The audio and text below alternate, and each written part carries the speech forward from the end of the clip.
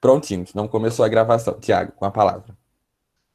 Beleza, eu vou colocar minha apresentação aqui. Eu vou só fechar a minha câmera por motivos de conexão, porque eu acho que vai ficar melhor a conexão, que aqui o lugar onde eu estou tem uma conexão mais limitada. Mas eu vou estar falando aqui, vocês vão estar vendo a minha apresentação. É só uma atualização, na verdade, do que o professor Igor falou, professor. Agora a gerência, minha gerência já mudou de nome de novo, todo ano muda. Então agora eu sou gerente de recuperação ambiental e planejamento da conservação de ecossistemas. Que aqui no IF a gente juntou as duas gerências, a de recuperação ambiental com a gerência de PSA, que mexeu com essa parte de planejamento macro da conservação, né, que pega corredores ecológicos, PSA, bosques modelo, e aí juntou tudo na minha gerência agora. Aí ela ficou com esse nome, Recuperação Ambiental e Planejamento da Conservação de Ecossistemas. É só uma atualização rápida. Eu vou botar minha apresentação aqui para rodar. Vocês me avisam quando ela aparecer aí, por favor.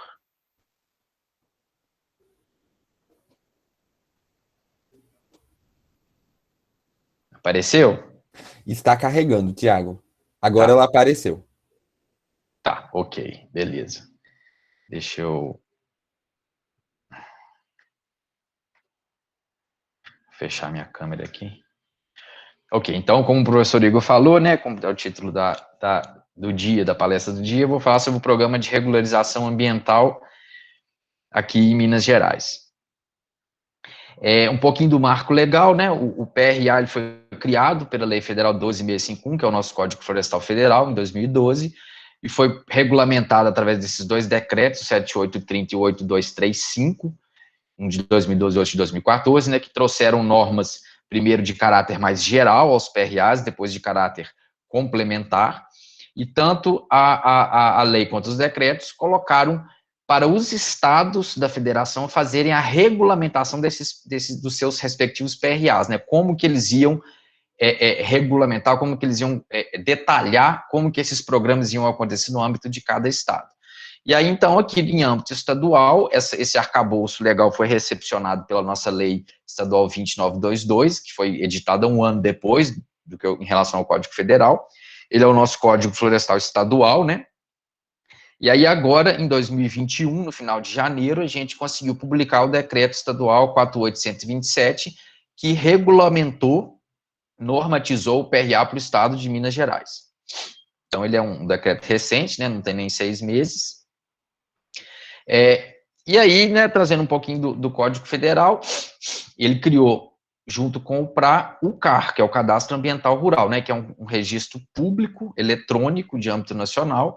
Ele é obrigatório para todos os imóveis e o objetivo dele é integrar essas informações ambientais da propriedade com fins de compor essa base que vai ser utilizada como controle, monitoramento, planejamento ambiental, planejamento econômico, combate ao desmatamento.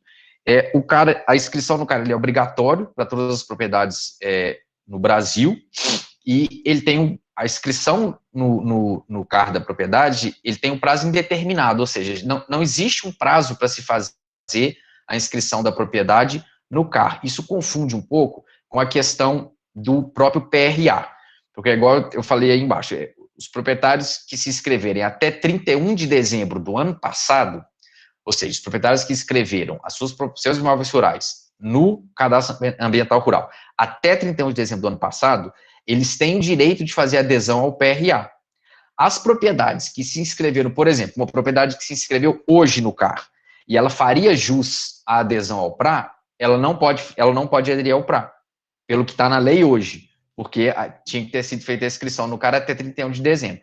Então, às vezes faz um pouco de confusão. Ela não tem prazo, mas o prazo é para aderir ao PRA.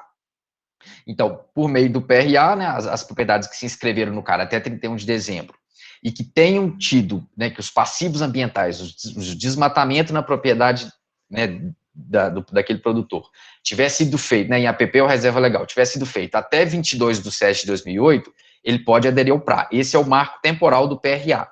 As propriedades que têm passivo, que foram feitas após essa data, tem que regularizar de outra forma e vai sem os benefícios do PRA. Aqui eu trago alguns números do nosso CAR de janeiro, ele está um pouco defasado, mas não alterou muita coisa de janeiro para agora. Então, aqui, né, os dados principais que a gente vê são esses aqui, que é o seguinte, o interessante deles é ver que nós temos em Minas hoje aproximadamente 64 mil propriedades que têm acima de 4 módulos fiscais e a esmagadora maioria, quase 810 mil propriedades que têm até 4 módulos fiscais. Então, a maioria das nossas propriedades, em número, elas estão até 4 módulos fiscais. Mas quando a gente olha a ocupação dessas propriedades no estado, a gente vê que aquelas propriedades acima de 4 módulos, que são 64 mil, elas perfazem uma área de quase 30 milhões de hectares no estado, sendo que o conjunto das outras, de mais de 800 mil propriedades, perfazem nem 21 milhões de hectares. Ou seja, a gente tem, em área, uma concentração nesses imóveis acima de 4 módulos fiscais, mas em número, essa concentração é muito maior para os imóveis até 4 módulos. Isso gera algumas implicações para o PRA que nós vamos ver na frente. E aqui, em porcentagem, né, a gente vê que quase 60% da área do estado é ocupado por imóveis acima de 4 módulos e 40% por imóveis até 4 módulos. Mas, em número, 92% dos imóveis estão até 4 módulos fiscais, né, a esmagadora maioria. Isso aqui é o nosso termômetro, né, da adesão ao PRA. Toda propriedade que faz inscrição no CAR, ela tem um mecanismo lá que o proprietário pode marcar ali se ele tem a intenção de aderir ao PRA ou não. E aí, hoje, isso aqui é um retrato de antes da publicação do decreto, tá? Então, aproximadamente 60% das propriedades em Minas tinham a intenção de aderir ao PRA e 40% não. Esse número já deve estar diferente, a gente está fazendo uma compilação agora para atualizar esses dados todos, já deve estar diferente depois da publicação do decreto, porque muita gente tinha medo, né, não sabia como que o programa ia ser conduzido no estado, então não quer entrar. Então, agora a gente acha que esse número deve aumentar, esse número de adesão, aumentar mais de 60%. Isso aqui é graficamente mostrando, né, a concentração dessas propriedades. A gente tem uma concentração maior das propriedades acima de 4 módulos aqui na região do Triângulo e na região aqui noroeste, Alto Médio de São Francisco, um pedaço do norte, um pedaço do centro-norte aqui. Essas são as regionais do IEF, né, são 14 no estado. Sendo aqui para a região sul, Mata, Rio Doce, Nordeste, Leste, temos a concentração de imóveis até 4 módulos fiscais.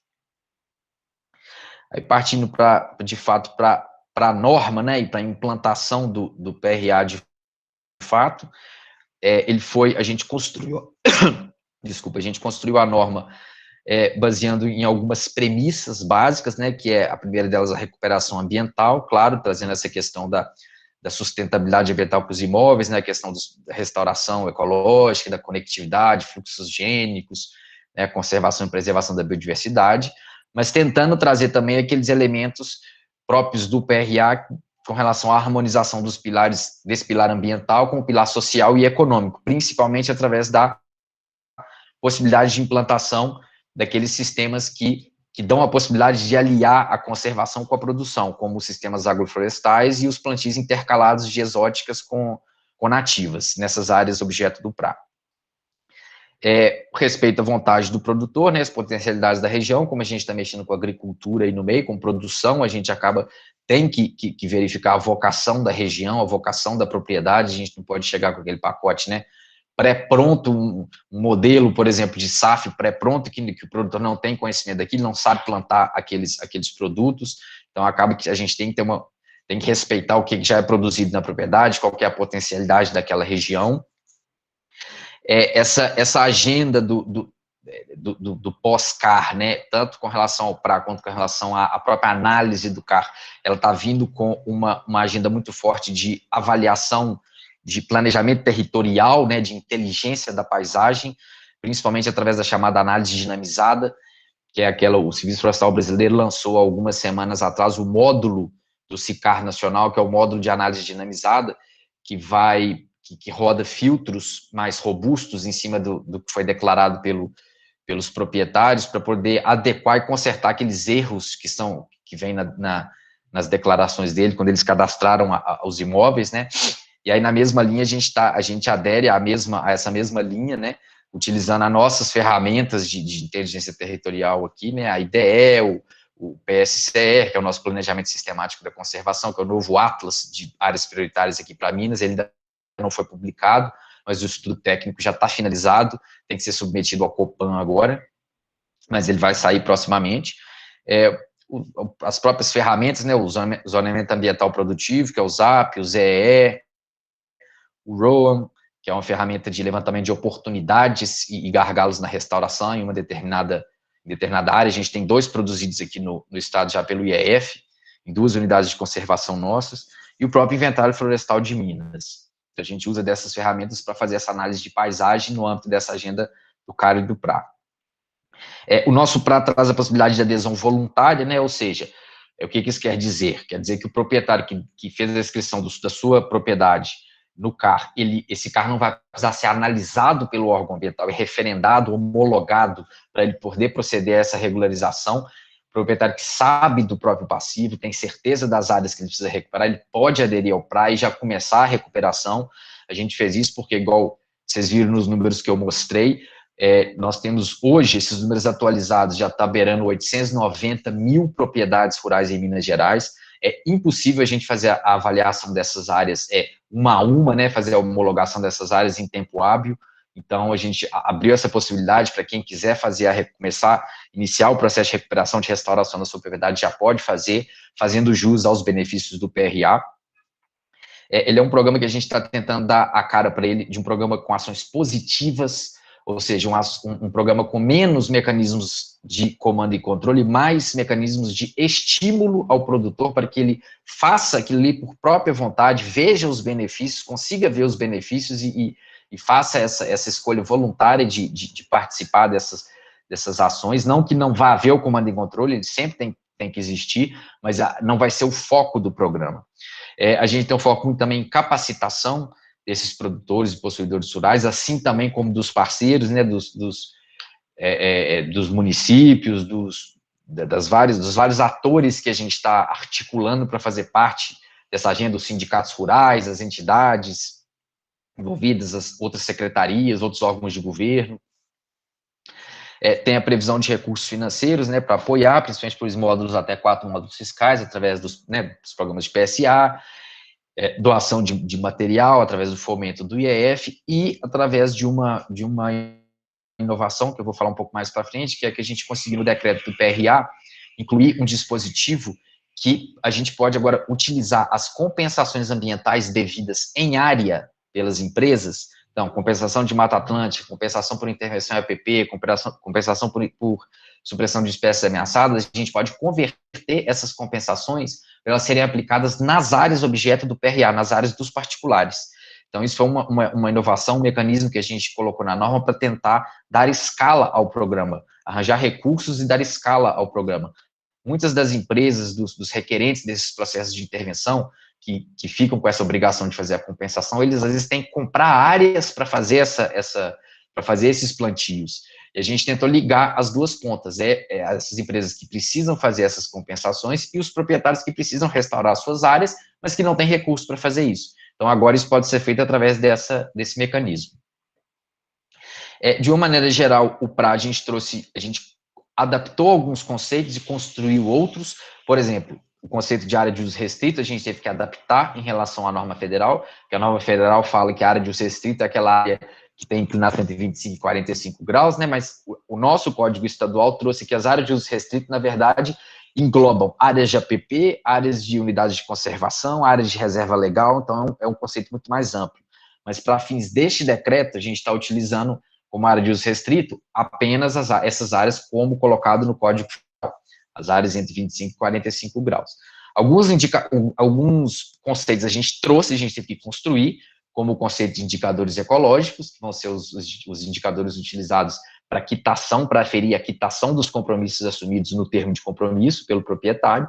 O conceito de SAFs, sistemas agroflorestais sucessionais, que eles diferem do conceito de SAF normal, porque aqui eles vão trazer um componente mais forte de conservação, um componente mais forte que dá essa cara mais ecológica para a área e não apenas de produção, né?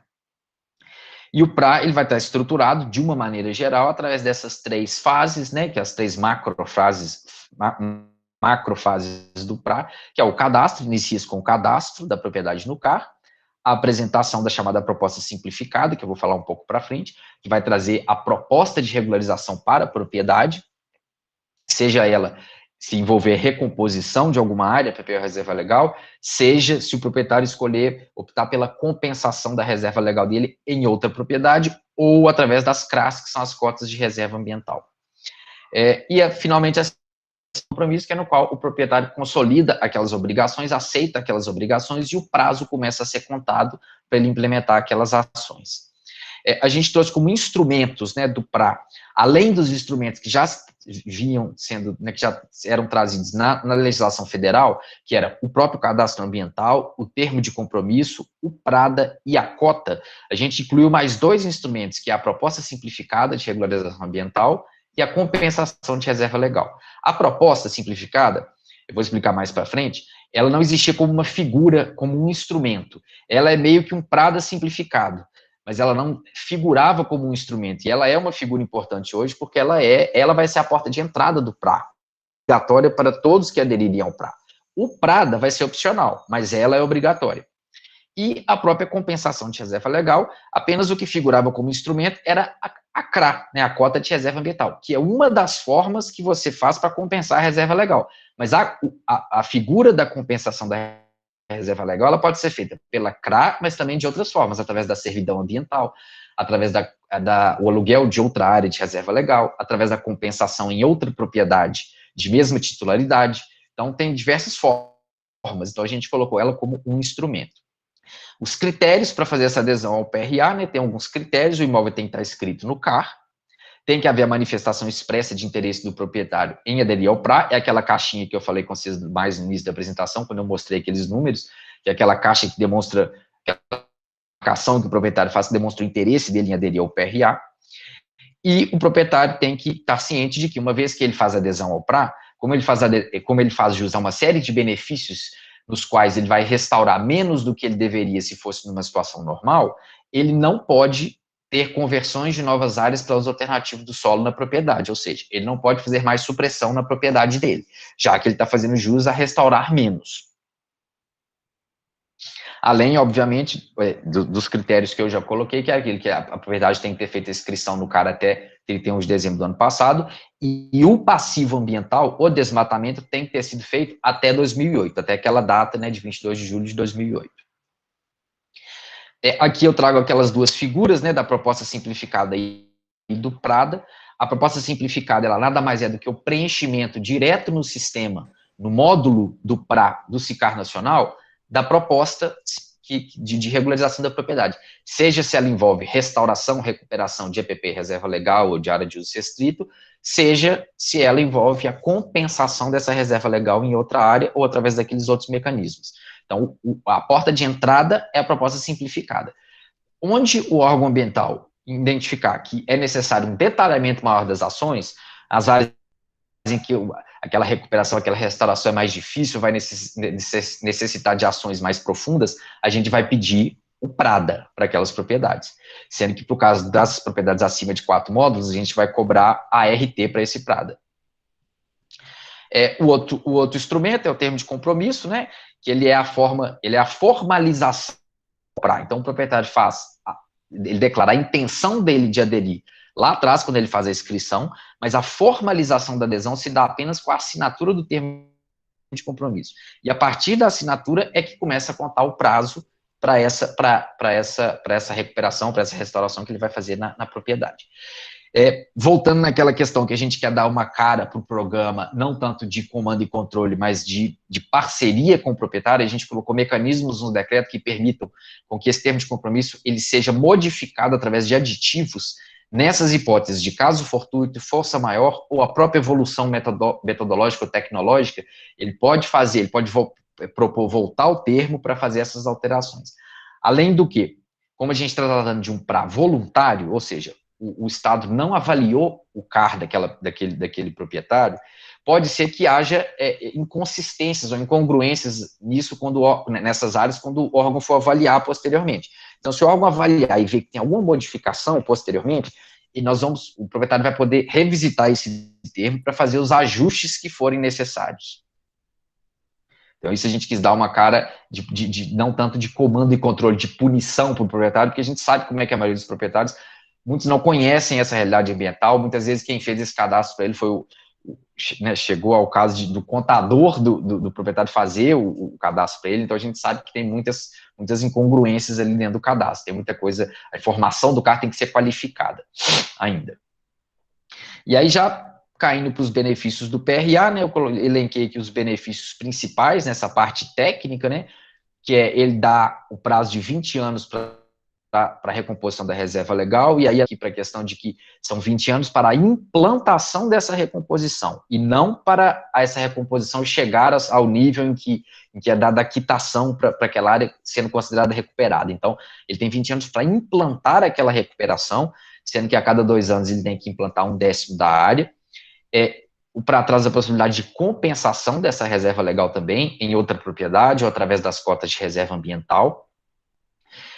Tem a aplicação de metragens diferenciadas para as APPs, né, aquela faixa obrigatória de recuperação das APPs hídricas, que são as APPs de margem de curso d'água e de nascente.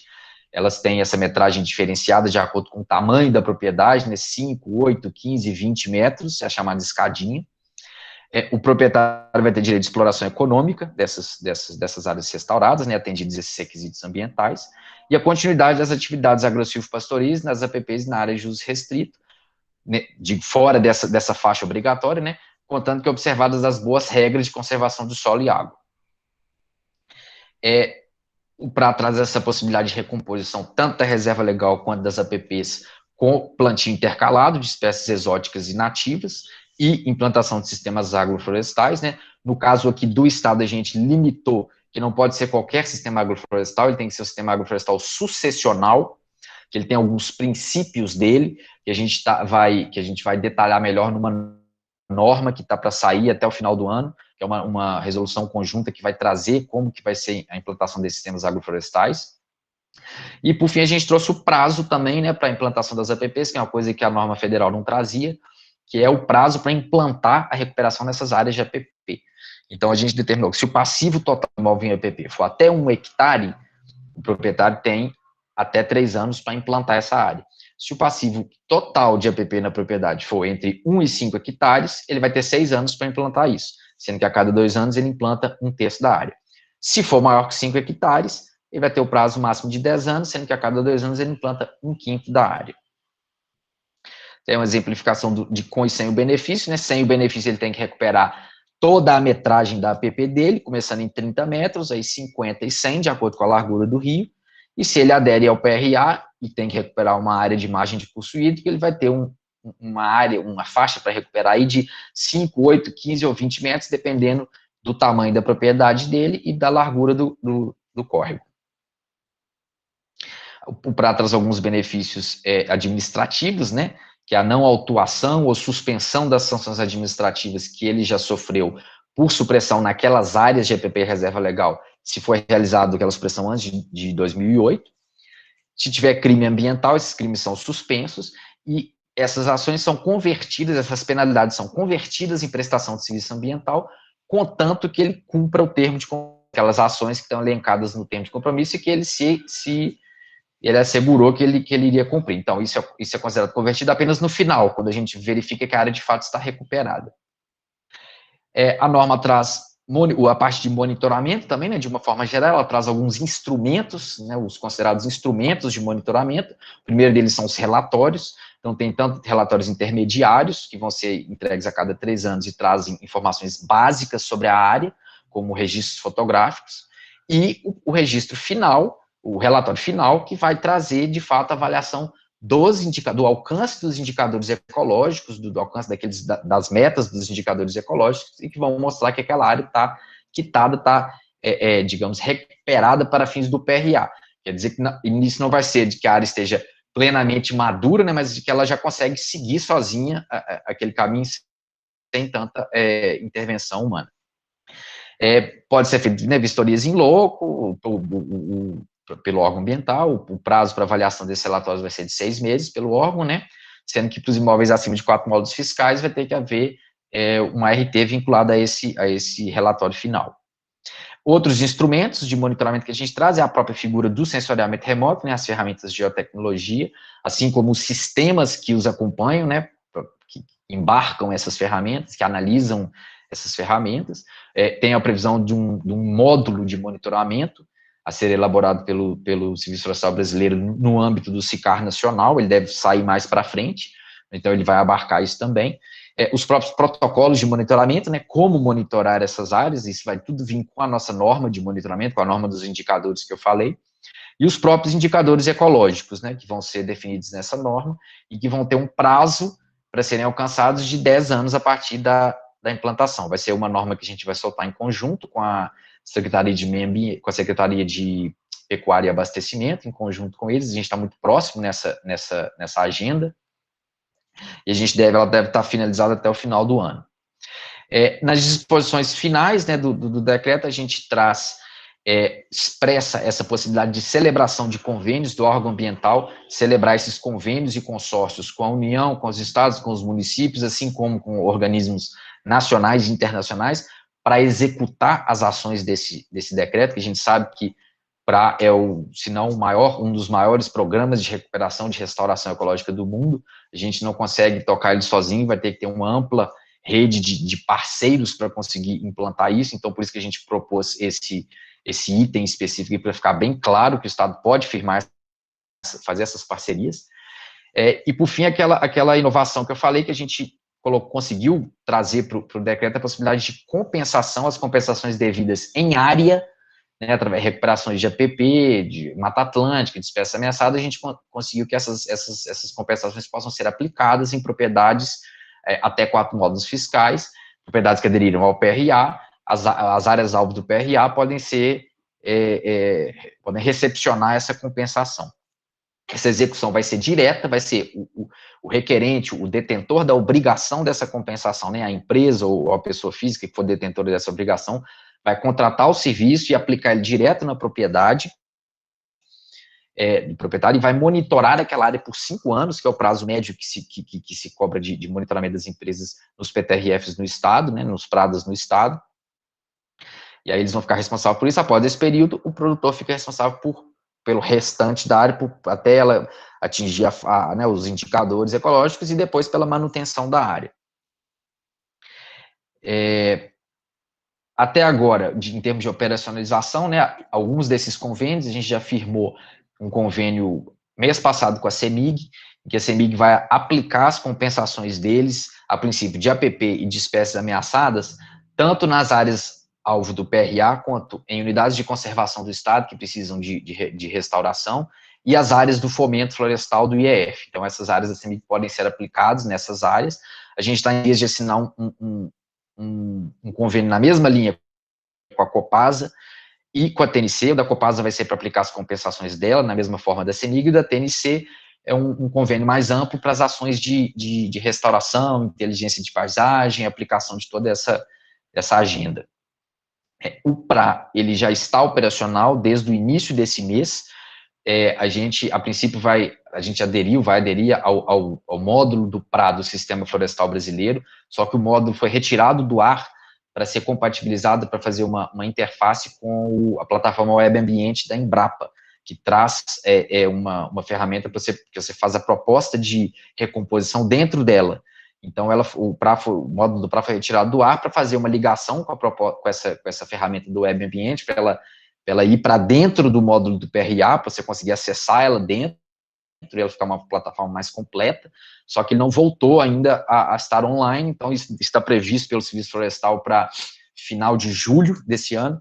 Aí, enquanto isso não acontece, a gente elaborou um procedimento transitório para quem quisesse fazer adesão ao PRA, pudesse iniciar o seu processo de recuperação.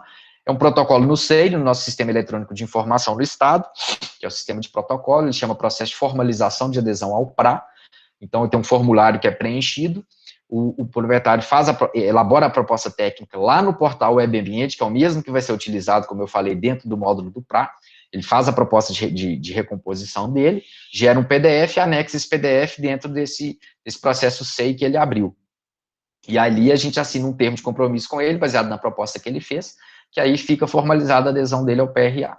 Posteriormente, isso vai ser lançado dentro do módulo do PRA quando ele ficar pronto. Então, hoje, Minas já tem um meio para os proprietários aderirem ao PRA.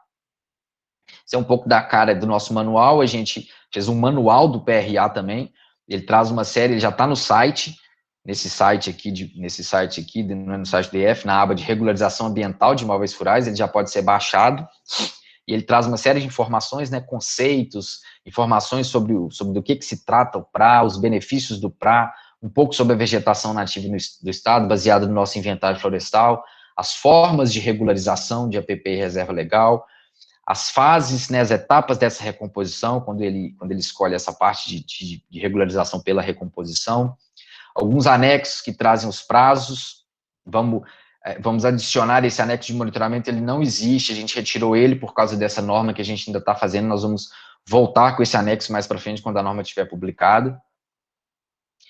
E aqui eu trago um pouco do cenário, né, os próximos passos que a gente entende dentro dessa cadeia da restauração florestal, eu chamo dessa cadeia da engrenagem do PRA, que movimenta tudo isso, que alguns eixos, a gente dividiu em eixos estruturantes e eixos acessórios, que a gente entende que tem que ser desenvolvidos e que a gente vai tentar atuar nessas várias frentes, às vezes com mais protagonismo, às vezes com menos, às vezes apenas como integradores de outros esforços, mas a gente elencou alguns eixos aqui que são fundamentais para o desenvolvimento, para alavancar essa cadeia, né, como o eixo das sementes, né, a parte de coleta de sementes, o desenvolvimento das redes de sementes regionais, comunitárias, para que isso se torne, de fato, uma atividade de base econômica e que a gente consiga, ao mesmo tempo, suprir essa demanda que vai vir grande do PRA de restauração com essa agenda.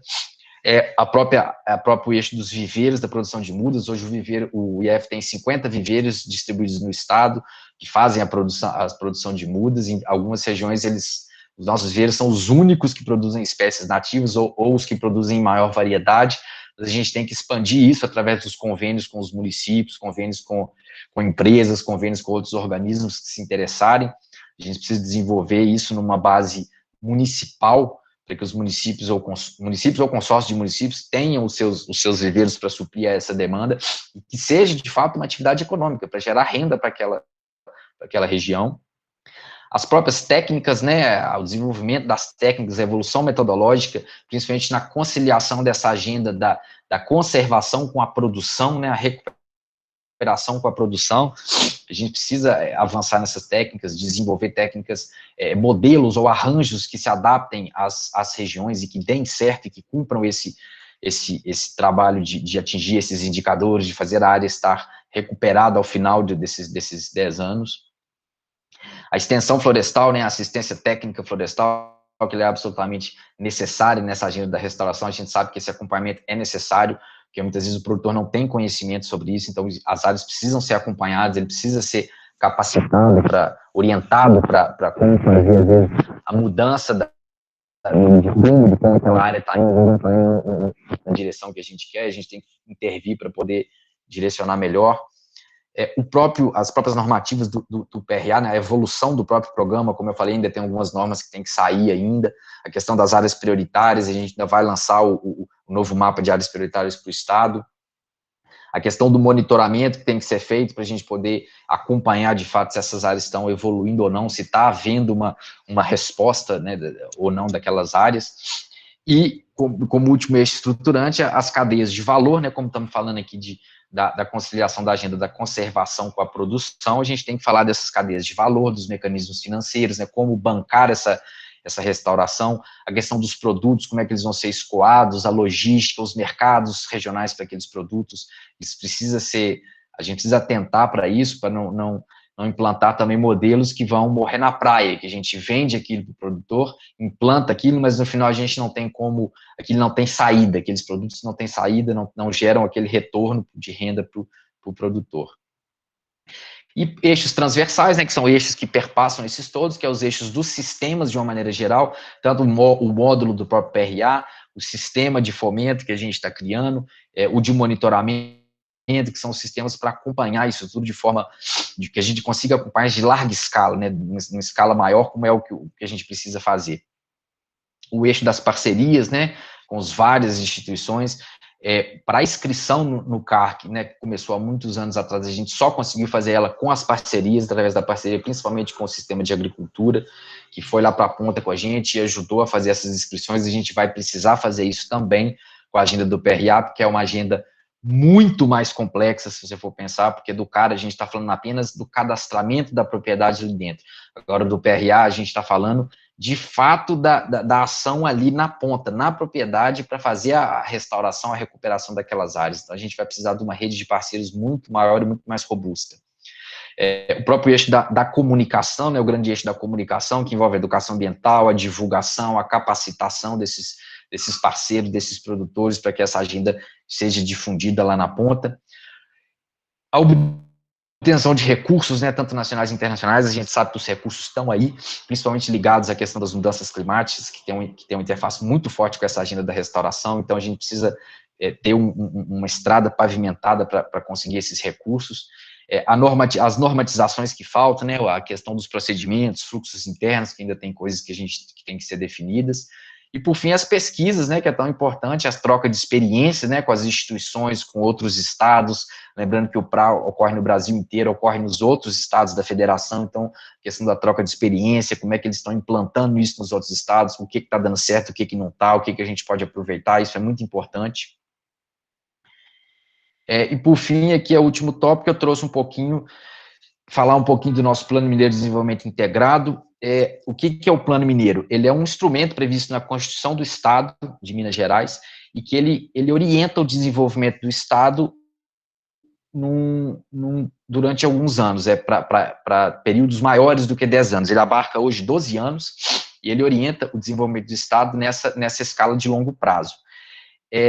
Houve uma revisão em 2019 com esse novo governo do governador Romeu Zema, eles fizeram uma revisão no PMDI para esse período de 2019-2030, e foi incluído, por pedido do governador, um indicador específico que vai aferir o crescimento, o aumento na vegetação nativa do Estado. Então, nesse período de 2019 a 2030, a gente tem que aumentar a cobertura vegetal nativa do Estado. Isso veio através de um objetivo estratégico específico, incluído no PMDI, que é esse objetivo quarto, que é proteger, recuperar e promover o uso sustentável dos ecossistemas. Dentro desse objetivo estratégico, a gente criou um indicador específico, que ele é a razão entre áreas restauradas conservadas em relação às áreas suprimidas.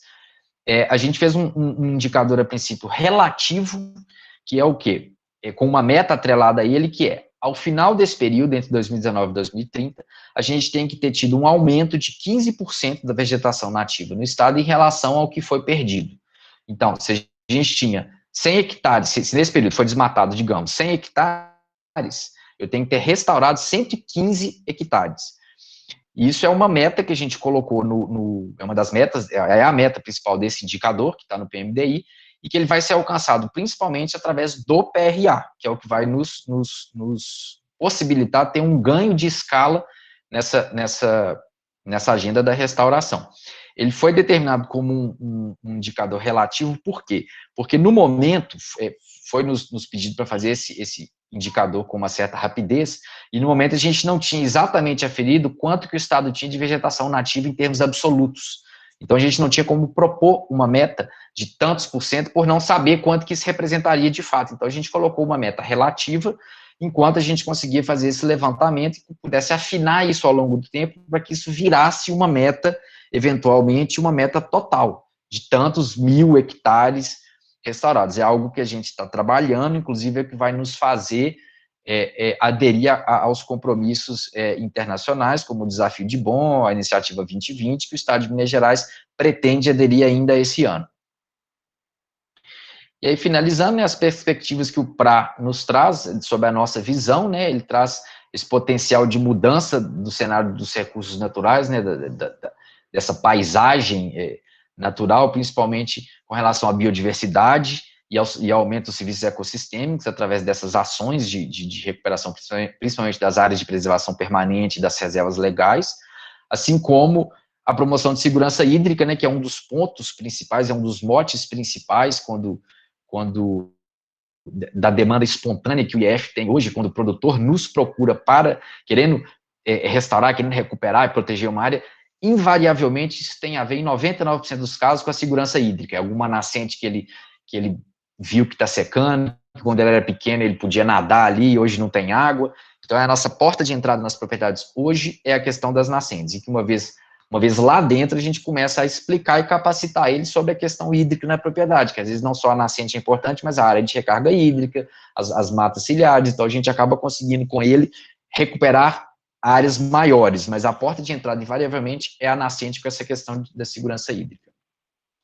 E, de outro lado, no ponto de vista, né, de contexto social, econômico, né, local e regional, a gente vê outros aspectos que são importantes, muitos que são alcançados através daqueles eixos que eu falei, né, coleta e beneficiamento de sementes, produção de mudas, a produção de alimentos, tudo isso gera uma possibilidade para aquele produtor de aliar a conservação com a produção, então ele vai poder fazer utilização daquelas áreas que antes, né, entre aspas, ele considerava sempre que estava perdendo aquela área, que ele não poderia mexer mais nela, mas hoje a norma traz essa possibilidade de fazer essa conciliação, gerando renda, seja através, gerando renda através da venda desses produtos, ou até própria através da produção dele, gerando segurança alimentar, segurança hídrica, né, e por fim, a fixação desse ator no campo, possibilitando que ele continue lá.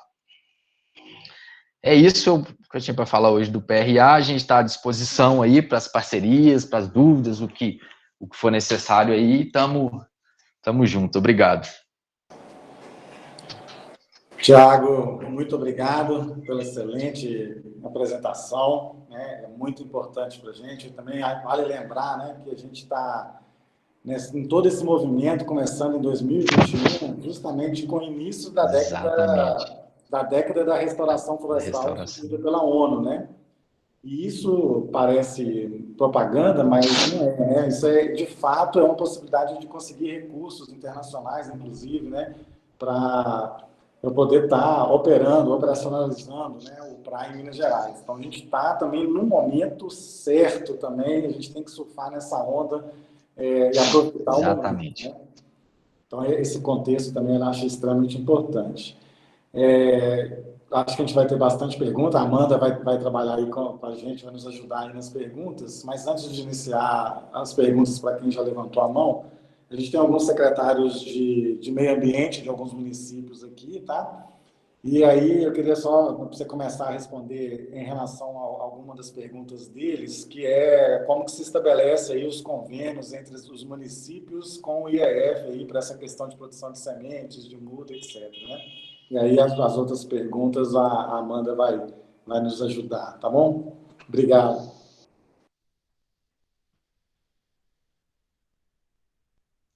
Beleza. Já a primeira pergunta é essa, como é que se faz os convênios? Isso. Tá. Então, o IEF, na verdade, até antes desse decreto, do decreto do PRA, o IEF já tem um longo histórico de convênio com os municípios, de parceria com os municípios são os grandes parceiros nossos, principalmente naquelas agências nossas da pontas, que a gente chama de Aflobio, que são as agências de floresta e biodiversidade. Na maioria das vezes, o município, as prefeituras é que fornecem a área para instalar o escritório, e muitas vezes o funcionário, o técnico e o funcionário para ficar ali. Vários dos nossos viveiros são em convênio com as prefeituras cedem muitas vezes ou a área, ou um funcionário, ou alguns funcionários, ou recurso para a gente fazer. Então, basicamente, esse convênio é feito geralmente com o regional, com as nossas unidades regionais, e basta o município ter o interesse, ele procura o regional, e o regional, dependendo, tendo um viveiro naquela área do município, ou em alguma área próxima, que possa fazer um consórcio, a gente firma esse termo de parceria, em que lá constam as obrigações, o que cada um tem que fazer, o que cada um tem que aportar naquele convênio, e quais vão ser os produtos, como é que vai ser repartido esses produtos, mas geralmente é uma forma muito simples, que é um convênio simples feito com o regional mesmo, no âmbito dos viveiros.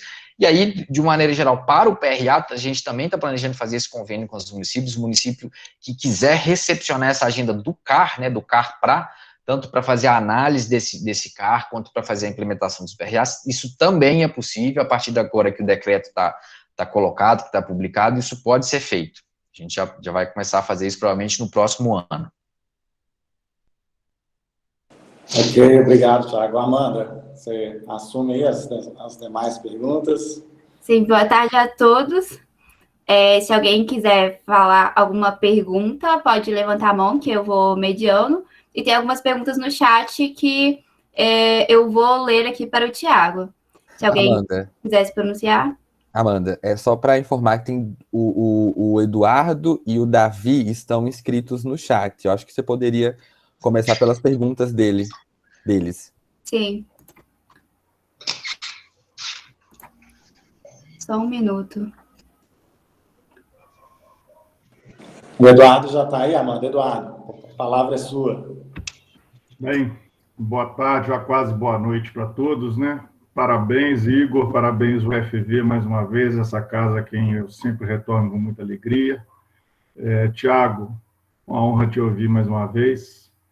Ainda mais para tratar dessa pauta, né? É um tema que a gente sonha, é um tema que a gente aguarda, e como o Igor bem lembrou, já roubando até um pouco da minha questão de ordem, década da restauração de ecossistemas. A gente está conversando disso o tempo todo. Eu saí ontem da aprovação do plano de bacias hidrográficas, revisão do plano de bacia hidrográfica aqui do Paraíba do Sul. Estamos em plena ação para daqui a 2 anos entregar a revisão do plano do Rio Doce.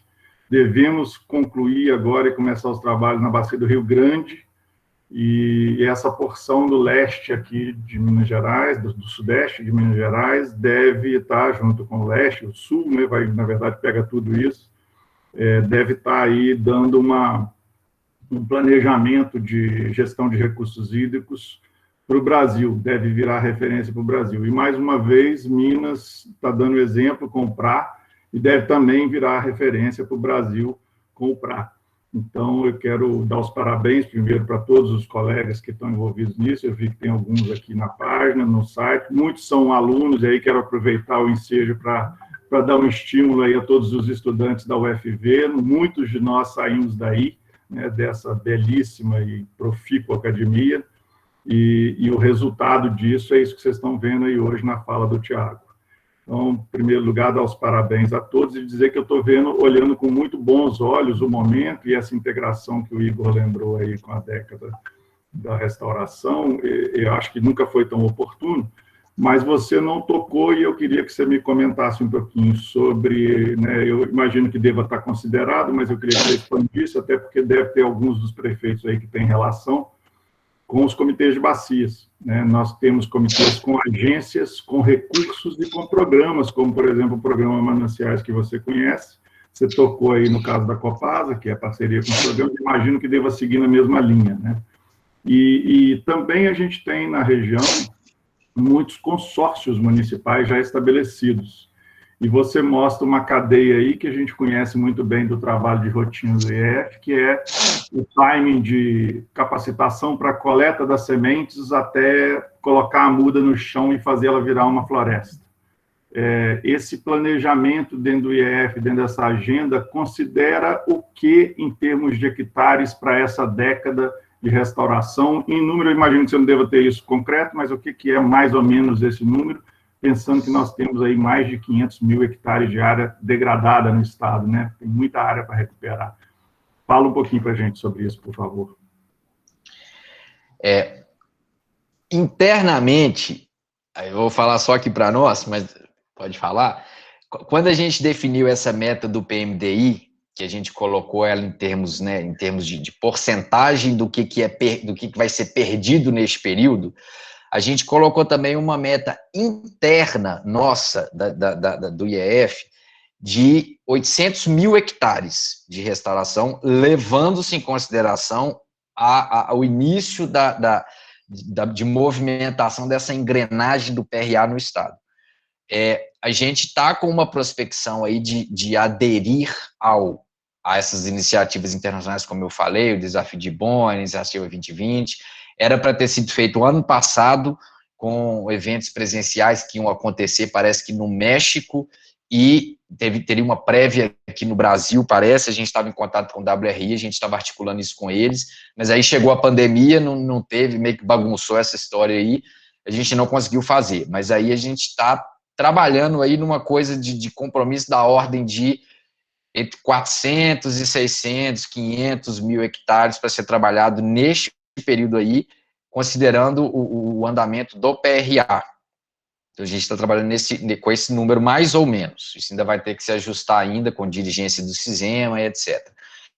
A questão dos comitês, a gente enxerga absolutamente como fundamentais a relação com os comitês, porque exatamente é o pessoal que é um do povo que tem grana, né, e que tem essa necessidade de investir nessas áreas, de fazer essa priorização para aplicação desse recurso em determinadas áreas, e a gente vê hoje que hoje o proprietário que tem área, que está disposto a fornecer áreas dele para recuperação, para restauração, vão oferecer essas áreas alvo do PRA, porque ele não vai oferecer uma outra área e ainda ter que recuperar essas áreas do PRA, né, as APPs, as reservas legais. Quem tem vai tentar primeiro resolver o seu passivo, para depois, se for o caso, passar para outras áreas. Então, a gente entende que para hoje é o carro-chefe dessa recuperação, dessa restauração no Estado. E a gente tem que trabalhar isso junto com esses comitês de bacia, para a gente poder, de acordo com o que muitas vezes eles já levantaram, como aonde que seria relevante, né, quais as primeiras bacias que seriam prioritárias a princípio, a partir dali, a gente somar esforços e o IF atacar junto aquela área para poder começar naquilo ali primeiro, naquela área primeiro. Muito obrigado. Davi, pode perguntar. Sim. Boa tarde, pessoal. Parabéns aí, Thiago, pela apresentação. Obrigado. Meu nome é Davi, eu sou estudante de doutorado aqui do Programa de Solos, né? Sou engenheiro florestal e há alguns anos trabalho como extensionista, né, em diversas propriedades, trabalhei no Espírito Santo, no sul do Espírito Santo, e até queria saber se vocês têm conheceram, né, o programa do Espírito Santo, do Reflorestar, que aí incluiu um PSA, né, uma estratégia que em alguns casos teve sucesso no Espírito Santo. Queria saber se o IEF aqui teve esse olhar para essa experiência. Também queria saber a respeito de como vocês veem a inserção das práticas mecânicas de conservação do solo, porque em função desse aspecto de segurança hídrica, a gente vê um cenário de estradas rurais com bastante problemas, né, processos erosivos avançados, desbarrancamentos de taludes. Então, assim, as práticas mecânicas, né, como as caixas secas, barraginhas, como também os terraceamentos, né, em curvas de nível, eu acredito que vai somar muito para essa recuperação nas propriedades. Queria saber se tem essa possibilidade, se isso está no programa.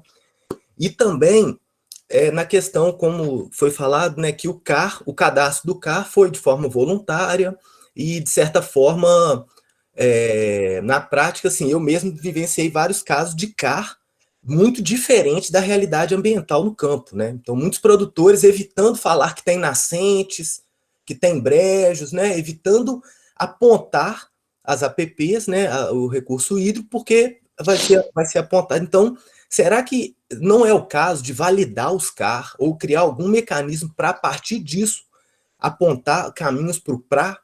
Porque acredito que vão ter muitos PRAs que não vão estar de acordo com a realidade ambiental da propriedade, né? Então, queria ver sua opinião nesses aspectos, por favor. Tá, então, só para eu anotei aqui, reflorestar, conservação do solo e água e validação do CAR. É isso, né? Exatamente. Tá, vamos lá. Reflorestar. Não só conhecemos a fundo, como somos super parceiros do SOSAI, lá no Espírito Santo.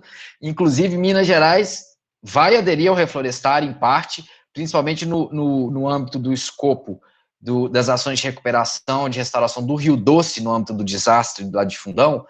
A gente começou a entrar em contato com o Espírito Santo, eu comecei a entrar em contato com o SOSAI, hoje somos amigos, e a gente, no âmbito das obrigações devidas pela Renova de restauração das áreas lá do Rio Doce, que são principalmente 40 mil hectares que eles têm que restaurar na bacia e recuperar 5 mil nascentes, a gente começou a conversar com o Espírito Santo, no âmbito da Câmara Técnica de Restauração Florestal e Produção de Água, que o professor Igor participou durante um tempo. A gente começou a conversar para planejamento, coordenação dessas ações.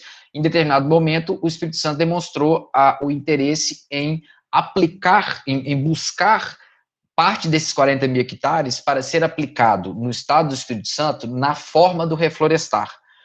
Porque a gente viu que em determinado momento a forma como a Renova estava conduzindo, às vezes demorava um pouco para a coisa se concretizar lá no chão.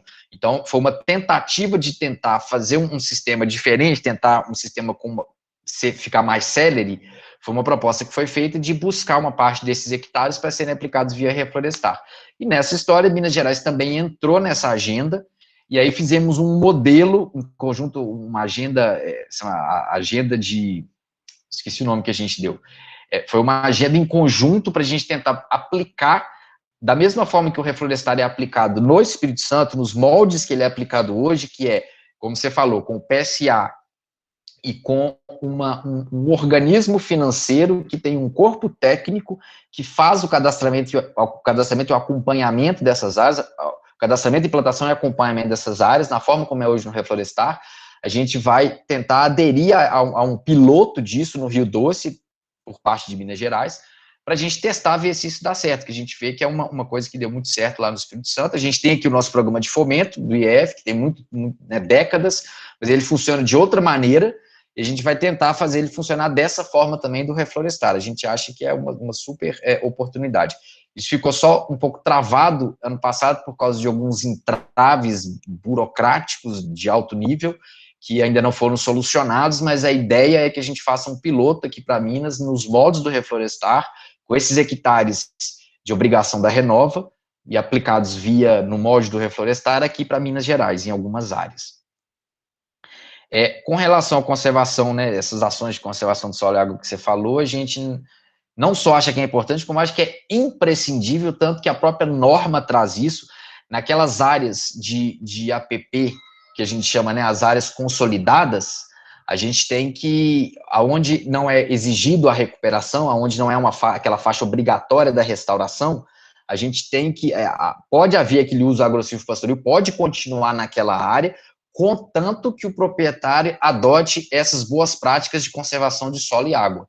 Então, elas são absolutamente necessárias. Inclusive, tem projetos nossos, principalmente aí na Zona da Mata, na bacia do Pomba e do Rio Preto, está expandindo para o Preto agora, lá para a sua área, Dudu, aí para a sua área, que é o Conexão Mata Atlântica, que ele trabalha com a recuperação de áreas, e assim, não só com a restauração das áreas, com espécies nativas, mas ele trabalha também com a recuperação de pastagem, através de recuperação, né, com pastagens mais, né, pastagem ecológica, pastagem manejada, assim como sistemas de LPF, com essas técnicas de conservação de solo e água.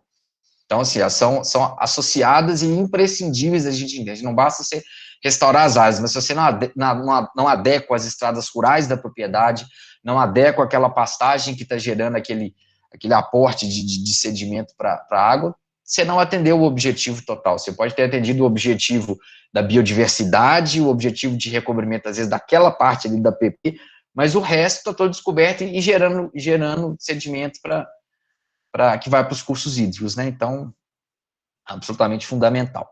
A questão da validação do CAR, o que acontece? A gente tem hoje plena e absoluta consciência que a gente não consegue fazer essa avaliação cara a cara, que é o cenário que estava se apresentando até meio do ano passado para trás, que a única opção que tinha era o Argumental fazer aquela validação cara a cara ali, o técnico sentar, avaliar uma propriedade por vez.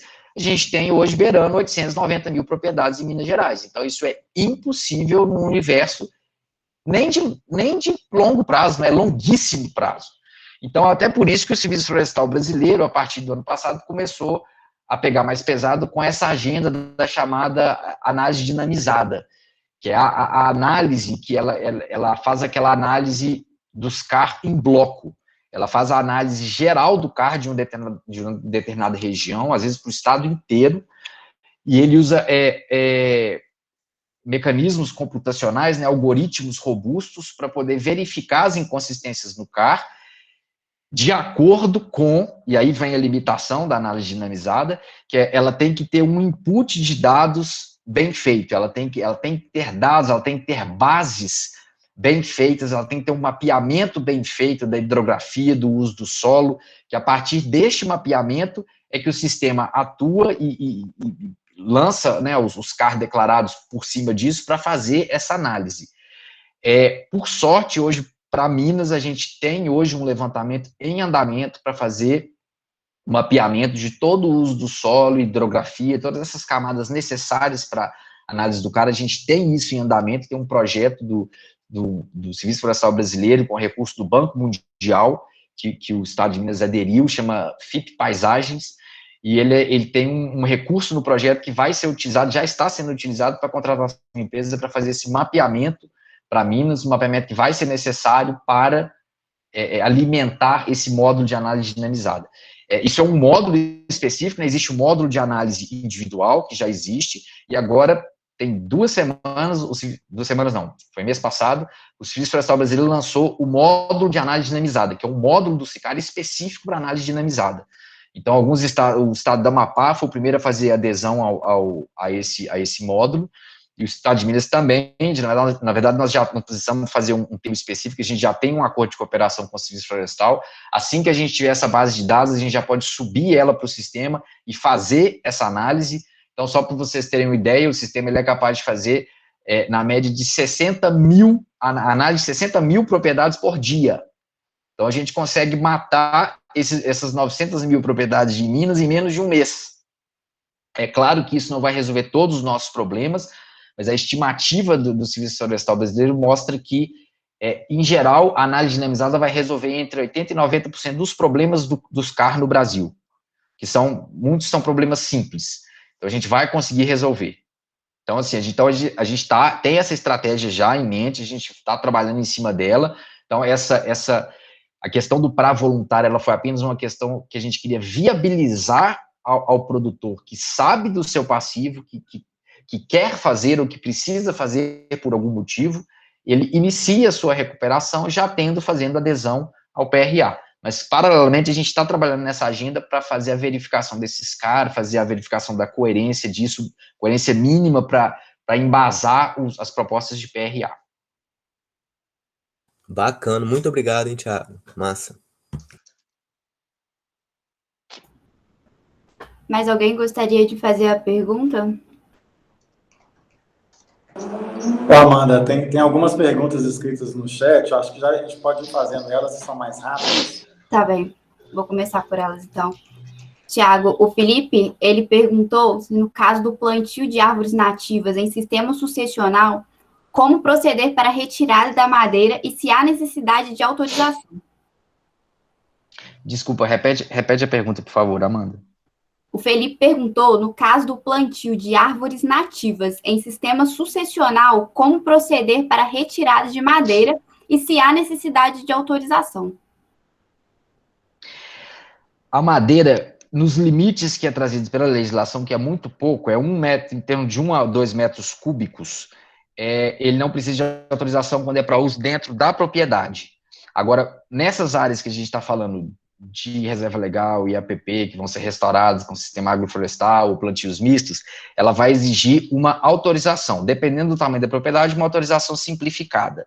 Geralmente vai ser feito via plano de manejo, que pode ser plano de manejo simplificado. Mas essa parte é uma parte que a gente ainda não normatizou, exatamente porque o PRA está exatamente nessa fase inicial, e isso são muito poucas áreas que se aventuraram na recuperação, né, áreas de reserva, tanto de reserva legal quanto de APP, que se aventuraram, né, em recuperar e restaurar as áreas com esses plantios mistos ou com sistemas agroflorestais, exatamente pela insegurança jurídica, porque ainda precisava de norma para se fazer isso, que indicasse como que isso vai ser feito e como que isso vai ser explorado. Então, o que a norma traz hoje, de maneira geral, é que tem que ser feito via plano de manejo, que pode ser simplificado para alguns casos, para as pequenas propriedades. Mas isso a gente ainda vai detalhar mais em norma, uma norma de manejo que a gente vai fazer. Certo. A Daniela perguntou se a compensação de RL dentro da mesma microbacia que houve a intervenção. Compensação de reserva legal. A compensação de reserva legal, ela segue o critério de bioma, né? Então, a gente segue o critério de bioma que é trazido pelo Código Florestal Federal e tanto pelo nosso código também. A compensação, ela não é de reserva legal específico, ela não é por bacia, ela é por bioma. A compensação que é por subbacia hidrográfica, a princípio, é a compensação de APP. Naqueles casos que eu falei, em que um empreendedor faz um pedido de uma intervenção em APP, e aí é gerada uma obrigação de compensação, ele tem que compensar aquela intervenção com a recuperação de uma APP. Se ele for recuperar uma outra APP mesmo, tem que ser na mesma subbacia hidrográfica em que foi feita a intervenção. Agora, a norma abre, aí é um outro decreto, é o decreto de intervenção, que a gente tem, de intervenções ambientais, que a gente tem aqui em Minas, ele abre para que essa compensação possa ser feita também em unidades de conservação. Para a unidade de conservação, aí ela pode ser feita em qualquer UC, mesmo que ela esteja em outro bioma. Ô, Tiago, só uma complementação. O Código Florestal fala dentro do mesmo bioma, né? Mas a lei da Mata Atlântica, ela traz a questão da bacia, da microbacia, né? Como é que fica isso? Porque aí é outra compensação, aí é a compensação da Mata Atlântica. Que aí a compensação da Mata Atlântica tem que, de fato, seguir a regra da lei da Mata Atlântica. Agora, a compensação de reserva legal, de uma área a título de reserva legal, ela segue o Código Federal, ela não segue a restrição da lei da Mata Atlântica.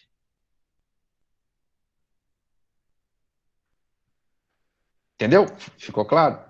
Porque são institutos diferentes. A compensação da reserva legal é a compensação por intervenção em Mata Atlântica.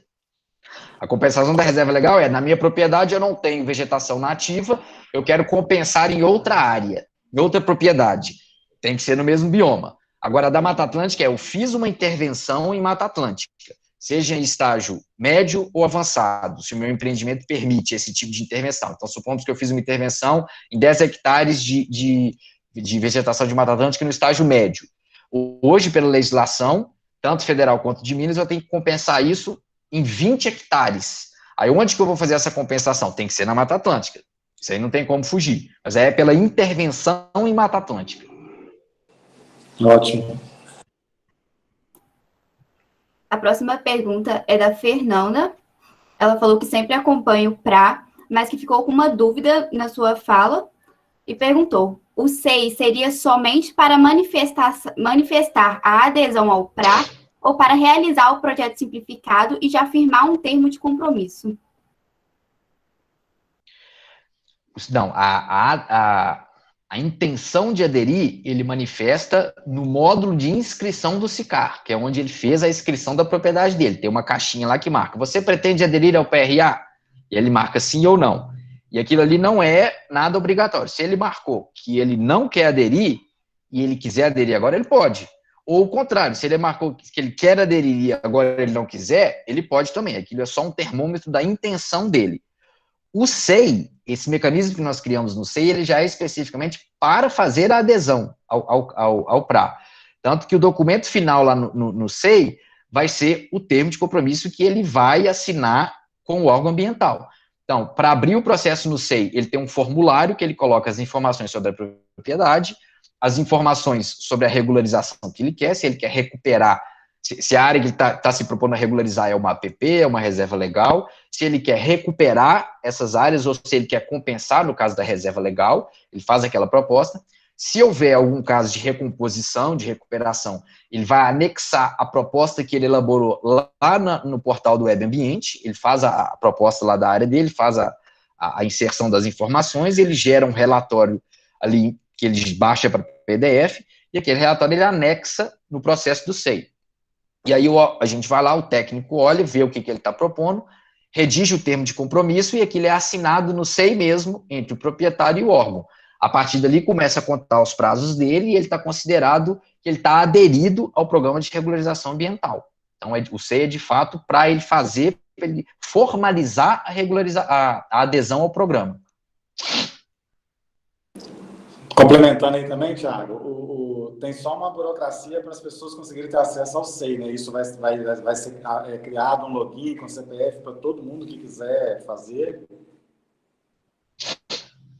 Exatamente, Igor. Na verdade, hoje, todo o trâmite de documentação no Estado, ele já ocorre através do SEI. Então, por exemplo, hoje, para requerer intervenção ambiental, se o proprietário quiser cortar uma árvore da propriedade dele, ou qualquer coisa que exija autorização, ele já tem que fazer o requerimento no SEI. E o bom disso é que ele é feito uma vez. Ele faz o cadastro no SEI, com a documentação, com tudo dele, fica tudo digital, ele nunca mais vai precisar entregar um documento em algum órgão do Estado. O cadastro dele já fica lá dentro. E aí, se ele quiser fazer uma solicitação na Secretaria da Fazenda, ou se ele quiser fazer uma solicitação no IEF, ele já está cadastrado. E aí, a única coisa que vai mudar vai ser os tipos de processo.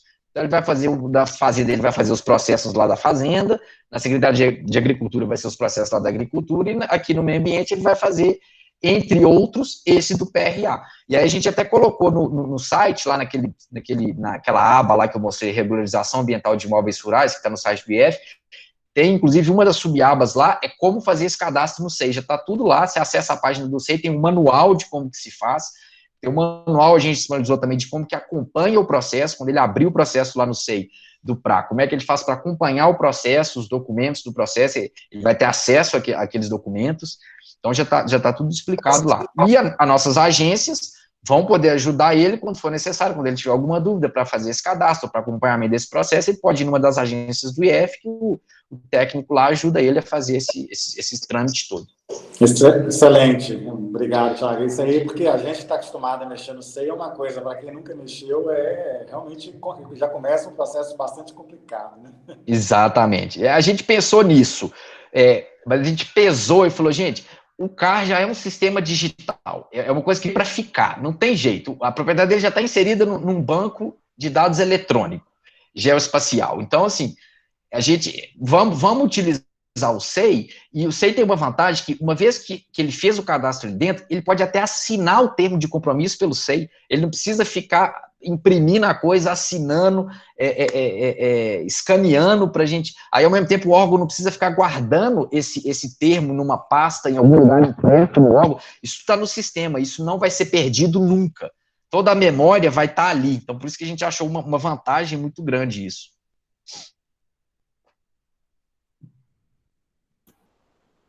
A próxima pergunta, de um remetente desconhecido: o conceito de restauração ecológica aplicado dentro de unidades de conservação é equivalente à recuperação ambiental por meio do PRA nas propriedades rurais fora das unidades de conservação? Não, a gente não trabalha com conceitos específicos para o C e para fora de UC, para as propriedades, para os imóveis rurais. A gente trabalha com um conceito. O de restauração ecológica é o de restauração ecológica, de recuperação é o de recuperação, de recomposição. A gente está trazendo eles no decreto, né? Da mesma forma que é usado atualmente, a restauração é aquilo, né, que mais vai se aproximar do original, predominantemente com espécies nativas. A recuperação, ela vai trazer a função ali de volta para aquela área de uma maneira geral. Então, a gente trabalhou os conceitos da mesma forma que são trabalhados normalmente, e sem diferenciação para onde vai ser aplicado aquele conceito, se é em unidade de conservação, se é na propriedade rural, se é na PP, na reserva legal. O Felipe perguntou falou, né, que a rádio está em alta, com diversos projetos sendo contratados e executados, e perguntou como está a avaliação da possibilidade da restauração ser feita no período inicial até 5 anos, através da regeneração natural. E perguntou se a restauração natural é uma realidade em termos de restauração ambiental dentro do estado de Minas Gerais. Olha, hoje a gente enxerga como a gente no órgão ambiental tem que sempre pensar em custo, sempre tem que pensar no recurso que é escasso, então a gente está acompanhando as últimas tendências da restauração, que é tentar valorizar e avaliar cada vez mais a possibilidade de utilização da regeneração natural. O máximo que a gente puder estimular da regeneração natural, nós vamos estimular, porque o órgão ambiental, o IEF, tem o programa de fomento dele há muitos anos, e até pela situação que o Estado está passando já há um tempo, o Estado de Minas Gerais com questão fiscal complicada, sempre estando, né, nos últimos 5 anos, a gente tem estado no limite da lei de responsabilidade fiscal, a gente tem tido muito pouco recurso para comprar esse material para cercamento, material para plantio das áreas, e distribuir para os proprietários. A última compra que a gente fez foi em 2018, para vocês terem uma ideia, com recurso de um convênio que a gente tinha, que era dentro do projeto Promata, que era um projeto que a gente tinha em convênio com o Banco Alemão, com o KfW, e a gente conseguiu fazer uma compra de aproximadamente 2,5 milhões, 3 milhões de reais para o nosso programa de fomento, o que se desdobrou em mais de 1.000 hectares que a gente conseguiu implantar de áreas, mas foi a última compra que a gente conseguiu fazer. Então, não é uma coisa que a gente está conseguindo fazer com frequência. Então, a gente entende a questão do custo, ela está muito presente aqui para a gente, e no que depender de nós, a gente já está nesse caminho e vai estar cada vez mais investindo nessa modalidade da regeneração natural, conforme, claro, a avaliação da paisagem, o potencial das áreas e etc. Complementando aqui também, Thiago, eu acho assim, não só do ponto de vista econômico, né, mas ecológico também, cientificamente falando, a gente vê muitas vezes os melhores resultados com a técnica da regeneração natural. Exatamente. Então, é um ganho tanto financeiro quanto ecológico. Exato. Né? De qualidade na área. Só que a gente tem que ter um cuidado seguinte, né? A gente sempre chama muita atenção para isso. A regeneração natural a gente considera a melhor técnica quando possível utilizá-la. Né? Aí a gente vem na questão da capacitação. A pessoa que tem que ter uma capacidade de olhar a área e saber se ela... E avaliar. E ela é passível de regeneração natural. Então, vem todo aquele trabalho de capacitação de técnicos que tem que existir, né? Exatamente. Exatamente. E a gente vai trabalhar também para disponibilizar essas ferramentas. Já existem alguns mapeamentos, algumas ferramentas que nos indicam, né, o potencial de regeneração nas áreas. Na medida do possível, a gente vai estar atualizando essas ferramentas e trabalhando junto com elas para poder facilitar esse processo para o técnico lá na ponta. A próxima pergunta é da Rafaela. Ela perguntou qual procedimento que pequenos produtores que tenham recursos limitados para empregar na recuperação devem seguir para conseguir parcerias com empresas que estão à procura de áreas para compensação. Tá. Esses pequenos produtores, a gente está formando agora, iniciando a formação de um banco de dados, um banco de áreas, que a gente vai utilizar para fazer essa ligação entre, por exemplo, o caso do exemplo que eu dei, que é a CEMIG, que a gente já firmou um termo de convênio, um convênio com a CEMIG para aplicação dessas áreas, a CEMIG já está hoje com um passivo na casa dos 350 hectares, pelo que eles nos informaram, em áreas já na fila, que já podem ser implementadas pela CEMIG.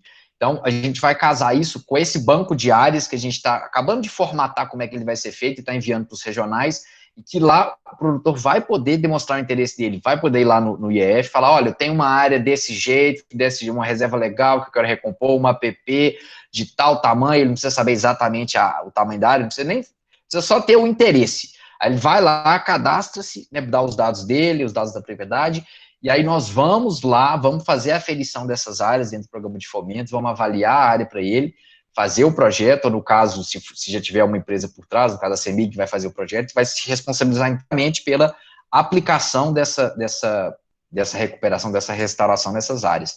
Então, hoje, ele pode ir lá no EF, mesmo que a gente não tenha o banco de áreas hoje, os nossos escritórios recepcionam esse cadastro, é anotado as informações do produtor que quiser fazer, e isso fica num banco que hoje é de um determinado jeito, a gente está padronizando ele, para todos os regionais terem as mesmas informações, para isso estar de forma padronizada, para a gente conseguir acessar isso mais fácil, para fazer esse casamento entre as obrigações de compensação das empresas com esses proprietários que têm interesse.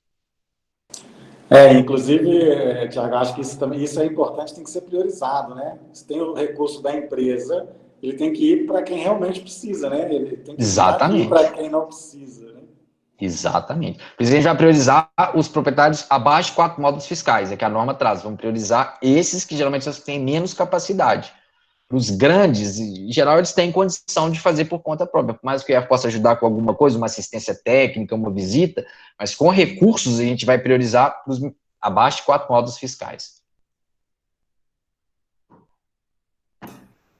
Próxima pergunta é do Meio Ambiente da Prefeitura de Campanha. Ele afirmou que o município ele é pequeno e as propriedades são, maioria, menores do que 4 módulos rurais. E perguntou como cooperar para suas recuperações. A prefeitura e perguntou onde a prefeitura encontra apoio e em quais órgãos. Então, o IEF é um órgão que apoia, tradicionalmente, as prefeituras nesses processos. O que ocorre hoje é que a gente está, durante esse período, sem ter como apoiar em termos de material, com esse material para as recuperações. O que a gente pode apoiar é com mudas, por exemplo. Campanha fica no sul de Minas, né? Se não me engano. Geralmente os municípios são menores mesmo, né? O que o IEF consegue fazer hoje é dar assistência técnica, quando for necessário, nas propriedades que querem fazer restauração, recuperação, e mudas, que a gente continua conseguindo fazer produção de muda nos viveiros. Então, as mudas a gente consegue. Cadastra o proprietário, faz o projeto e fornece as mudas. O secretário de campanha está com a mão levantada. Eu acho que ele levantou a mão de novo. Meu nome é Fernando, eu sou secretário do Meio Ambiente de Campanha, realmente sul de Minas. Nós somos uma cidade de menos de 16 mil habitantes. O nosso tamanho, para nós, é considerável. Aqui nós somos 327 quilômetros quadrados e a gente sofre um pouco. Mas aqui a gente consegue fazer contato, muitas vezes, com a Emater, que nos ajuda muito, né? E a gente está fazendo vários projetos de plantação, de proteção de nascente e também de construção de barraginhas.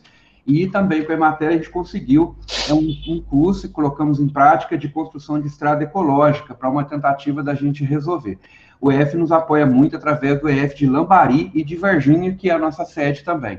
E de Lavras, que também dá muita informação técnica, a gente está muito bem assessorado, então a gente quer agradecer como órgão público. Muito obrigado ao EF. Então, Paulo De Lauro, né, o nosso técnico lá de Lavras. De Lavras, é o Jander, que trabalha muito com a gente, dá muita informação, a Evandra, do EF de Lambari, e o Anderson, do EF de Varginha. Até semana passada, fiz uma palestra internacional com a gente, com a lei complementar número 140. Então, a nossa dúvida é justamente isso, Thiago. A gente é pequeno, então a gente precisa do apoio. Foi muito legal a explicação sobre recuperação espontânea, regeneração espontânea. A gente usa essa técnica e a gente está trabalhando em cima do CAR justamente para a gente apoiar o pequeno. A maioria das nossas propriedades é menos de 4 módulos fiscais. Todas é exagero, mas a maioria mesmo. Então, isso, e eu estou tentando trabalhar com o CAR, criando essa conscientização da recuperação, e eu pego também na questão da água. A recuperação da água é o carro forte. Por isso que eu não conhecia essa questão da CEMIG, a Copasa já nos ajuda muito mesmo. A Copasa, a Emater e o EF. Da CEMIG eu não conhecia. A gente faz alguns trabalhos de educação ambiental com eles, mas não nesse princípio. Então, eu quero agradecer em nome do nosso município. Muito legal suas explicações, e ao EF também, a gente está muito feliz com essa parceria. Eu agradeço suas respostas, e Amanda e todo mundo. Muito obrigado. Fernando, a gente que tem que agradecer ao município pela disponibilidade em ser parceiro nosso, porque vocês que estão aí na ponta, que fazem a coisa acontecer. O que a gente puder ajudar vocês, a gente ajuda. Até final da semana que vem, no mais tardar na próxima, essa padronização do banco de áreas deve estar chegando para o pessoal do regional. Vocês podem conversar lá com o Anderson, que é o supervisor, cadastrar as áreas que vocês quiserem aí nesse banco de áreas, elas já vão estar lá. A gente já tem demanda para recuperação de área da CEMIG lá no Sul, e aí vocês podem já ser os primeiros contemplados nessa história. Muito, muito bom, muito obrigado. Nós vamos atrás mesmo, a gente corre atrás de tudo. Pode ir. Muito obrigado. Tiago Luiz perguntou se você poderia disponibilizar os slides da apresentação. Claro. Assim, eu vi a pergunta em relação a isso, mas também já adiantando o seguinte: a gente está gravando, né, a apresentação toda, e aí nós estamos criando um YouTube, né, um canal no YouTube do nosso grupo de estudo, né, em recuperação de áreas degradadas. Então, quem está acompanhando o nosso grupo lá, a gente vai divulgar e vai estar lá disponível, tá? Depois da apresentação, todos os questionamentos aqui, a gente vai colocar tudo lá. O Eduardo está com a mão levantada? Eu queria aproveitar, deixa aí da fala do Fernando, até para reforçar a fala do Tiago em cima da dele, que é a importância, Fernando, dessa mobilização que acontece nos municípios. A gente sabe na prática, eu, Tiago, Igor, a gente que está trabalhando, né, com isso há muito tempo, a gente sabe que o grande entrave não é falta de dinheiro, não é falta de muda, isso tudo é possível fazer. A coisa mais difícil é encontrar lá na ponta o produtor rural motivado, interessado, envolvido, mobilizado para fazer isso acontecer. Porque quando a gente chega na propriedade, se a gente precisar arrumar muda, precisar arrumar morão, precisar arrumar trator, o que precisa para fazer, a gente se vira e esse processo acontece quando a mobilização começa dentro de casa, ou seja, quando há interesse. E sem isso, a hora que a gente sai e deixa o processo lá, tudo acaba. Então, assim, a floresta, para ela deixar de ser uma sementinha que a gente colhe e virar, de fato, uma floresta, né? Ela tem que passar por essa figura importantíssima, que é o cidadão local, é o produtor rural, é a pessoa que vai cuidar da propriedade, que vai ver isso como uma coisa importante. Eu acho é a coisa mais importante do programa, eu acho que o Thiago falou aí, é a questão da visão positiva, né? As ações positivas. A gente não está vendo pelo Estado só como uma obrigação de fazer, que existe. É importante lembrar, o Thiago mostra isso aí muito claro quando ele apresenta que quem não entra no sistema tem mais risco de ser obrigado do que quem entra, né? Então, entrar no programa é uma possibilidade de ter maiores facilidades à regularização. A regularização é obrigatória no país. Então, a gente está falando em um programa que a gente quer ser cada vez mais amigável, e isso é uma importância muito grande para a gente, né, encontrar em vocês essa amigabilidade, mas também é muito importante para vocês entenderem, isso é uma missão que a gente tem, acabei de falar com o Thiago aqui, que a gente precisa divulgar isso e tornar essa posição, né, do órgão, do Estado, da academia, de todos nós que estamos aqui hoje, nesse horário, nos mobilizando para conversar sobre isso, mostrar para a sociedade a importância que tem do artigo 225 da nossa Constituição, que é do poder público e da sociedade, garantir para gerações atuais e futuras a qualidade de vida e o meio ambiente bem conservado. Então, somos todos nós juntos. É muito importante, parabéns para você nesse trabalho aí. Espero, em breve, eu sou frequentador de campanha por causa do Comitê de Bacia, que eu sou membro do Comitê também. Em breve, espero encontrar áreas recuperando por lá. Só um adendo aqui, eu quero agradecer, Eduardo, o Thiago e toda a equipe, que ontem foi até interessante, o Gustavo e eu que estamos aqui na reunião, a gente fez um CAR de um pequeno proprietário, a gente faz aqui na prefeitura para eles, os pequenos, para ajudar. Eu gosto de aproximar a gente do produtor, eles têm que sentir essa questão do pertencimento, que nós nos preocupamos com eles, e eu estou tentando levar, não só isso, mas eu falo assim, até eu brinquei com o agricultor, e falei, o EF não é nenhum bicho, não, ele está aqui para nos ajudar, né? Aí, então, isso é importante, eu acho que essa quebra de gelo, esse pertencimento, o pequeno como o nosso sul mineiro é muito resguardado, tem que ter isso aí, ele tem que sentir que os órgãos se preocupam com ele, nós não estamos, e eu faço parte da prefeitura, para fiscalizar, nós estamos a um braço para ajudá-lo. E essa reunião com o Anderson, semana passada e agora, com o Thiago, com vocês todos, para nós é uma quebra de gelo extremamente importante, e nós estamos correndo atrás mesmo. Agradeço demais, demais, demais mesmo ao EF. Bacana, é isso mesmo que a gente quer, Fernando, que quebre esse gelo e que nos enxerguem como parceiros de fato, que vamos construir, que vamos ajudar ele a reconstruir aquela paisagem da propriedade dele. E aí, reconstruir, eu falo com todas as palavras, não é reconstruir apenas do ponto de vista da recuperação e da restauração, mas é reconstruir a produtividade da propriedade também. É por isso que a gente está buscando essa parceria, essa aproximação com a agenda da agricultura, com a Secretaria da Agricultura, que são grandes parceiros hoje nossos, porque a gente tem que enxergar a propriedade como um todo. Sim, áreas com maior restrição, que vai ter um componente ali de biodiversidade maior, de proteção dos serviços ecossistêmicos, sim, mas vai ter também aquela área em que vai ser a produção sustentável, produção com as técnicas de conservação do solo e água, mas que vão levar a um aumento de produtividade, ele vai levar a absolutamente nenhuma perda para ele, vai ser só ganho, e a gente tem só que fazer ele enxergar isso, ver que isso é possível e que é o que a gente quer. Tiago, só aproveitar, tem alguma ferramenta já de mídia social? A gente já está divulgando isso aí, porque eu estava olhando, isso é uma coisa que me preocupou, né? Nós estamos começando dia 1º/6 agora, dia 31 de dezembro acabou o prazo. Então, é pouco prazo para a gente aderir esse percentual grande que tem aí de produtores que ainda não fizeram adesão. Eu não sei se eles já declararam que não farão adesão, mas a gente ainda pode até mudar a cabeça de alguns, né? Talvez a gente aumentar.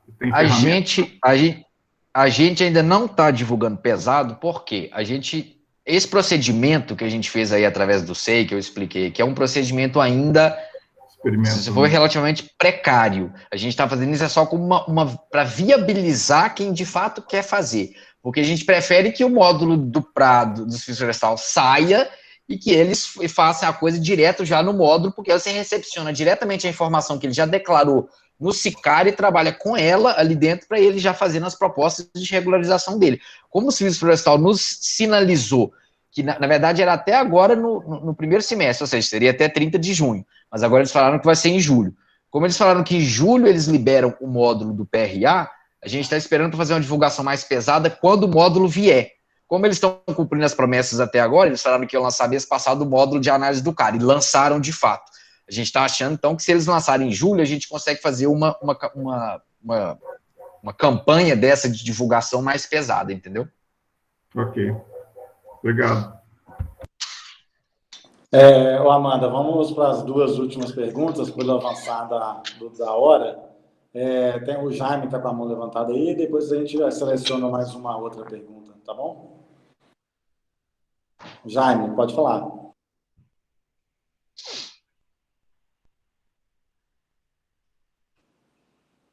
Jaime? Então, vamos partir para a pergunta escrita. Amanda, tem mais alguma? As perguntas do chat acabaram. Acabaram? Então, o Jaime, se não estiver aí. Então, o Jaime saiu da reunião, professor. Ele deve ter caído lá a conexão dele. Não, então tá ótimo. Eu queria aproveitar aqui já, vamos então encerrar, né? Agradeço ao Davi. Ô, Davi, você vai ser o último. Pode perguntar? Sim. É muito bacana, fantástica aí os esclarecimentos, né? Essa atualização aí das perspectivas e tudo mais. Agora, Thiago, assim, no fundo, assim, eu fico com uma preocupação, assim, de não andar como previsto, né? Porque tem muitos anos essa história da legislação, desde lá de 1964, né, do Código Florestal, e teve a ECO 92, e a política de meio ambiente, de recursos hídricos, e de fato a gente vê um cenário de não adequação ambiental na nossa cara, né? Dentro da universidade tem áreas assim, né? APPs que sem as suas APPs recompostas, no entorno dessa universidade, então assim, zona da mata, então eu sinto um cenário de descaso da população em cima da legislação ambiental, sabe? Então, será que hoje existe? O que a gente poderia fazer para, de alguma forma, acelerar um pouco esse processo? Porque isso influencia a nossa segurança hídrica, né? A gente já tem notícias aí dos reservatórios que estão com níveis muito baixos, então o escoamento superficial, né, muito grande, o processo de infiltração de água no solo está cada vez mais reduzindo. Então, eu vejo uma necessidade do órgão ambiental, por exemplo, apertar um pouco mais, né? Porque igual essa adesão do PRA é de forma voluntária. Veja só, isso está na lei há mais de 50 anos. E aí, acima disso, o prazo para implementar os PRAs é de 20 anos.